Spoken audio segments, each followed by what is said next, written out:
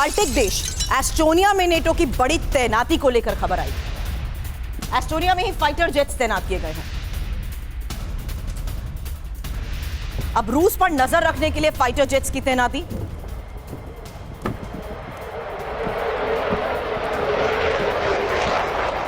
यानी बढ़ते तनाव के बीच नेटो की भी पूरी तैयारी। अब यह तैयारी है क्या? कैसे नेटो का रूस पर F-35 प्रहार?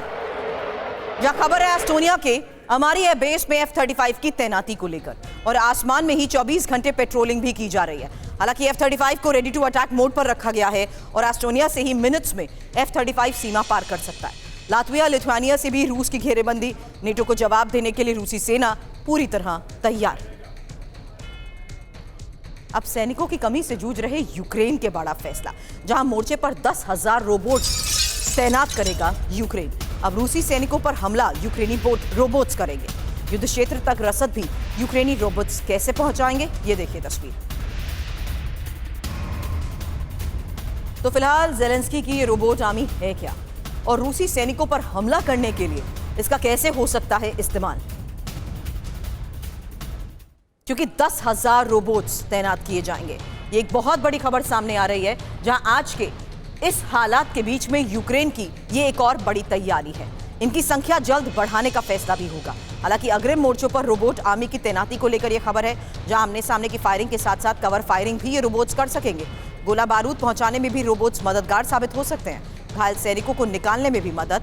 हालांकि रोबोट्स की तैनाती क्यों की जा रही है? क्योंकि यूक्रेनी सेना में सैनिकों की भारी कमी हो चुकी है और यूक्रेन को 5 लाख सैनिकों की जरूरत भी है।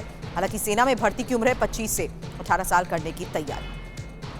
अब इस बीच तनाव के मद्देनजर रूस कैसे अलर्ट है? रूस की काला सागर फ्लीट एक्टिव हो चुकी है और काला सागर में ही तैनात बेड़े का युद्धाभ्यास। हालांकि इसी युद्धाभ्यास में घातक हथियारों का कैसे टेस्ट किया गया है, यही एक और बड़ी खबर। क्योंकि काला सागर से रूस क्या जंग जीतेगा, ये एक बड़ा सवाल है। और ब्लैक सी में ही रूस की तैयारी को लेकर खबर बड़ी है, जहां रूस की ही ब्लैक सी फ्लीट अब एक्टिव हो चुकी है और काला सागर में तैनात बेड़े के युद्धाभ्यास को लेकर आज की एक बड़ी खबर है। फिलहाल डिटेल आपके सामने, क्योंकि काला सागर में ही रूस का अहम नौसैनिक बेड़ा है और सबसे ज्यादा युद्धपोत और पनडुब्बी की तैनाती को लेकर भी खबर। हालांकि काला सागर बेड़े की वजह से ही यूरोप पर दबाव और क्रिमिया के सेवास्तोपोल में भी काला सागर फ्लीट का मुख्यालय है। युद्ध में काला सागर बेड़े की भूमिका क्या है, ये भी समझिए। क्योंकि यूक्रेन पर मिसाइलों से कई बार हमला और यूक्रेन के घेराव में भी कई बार अहम भूमिका निभाई है। हालांकि यूक्रेनी बंदरगाहों को नियंत्रण में लिया और रूसी ग्राउंड कमांड को समय पर इसके जरिए मिली मदद।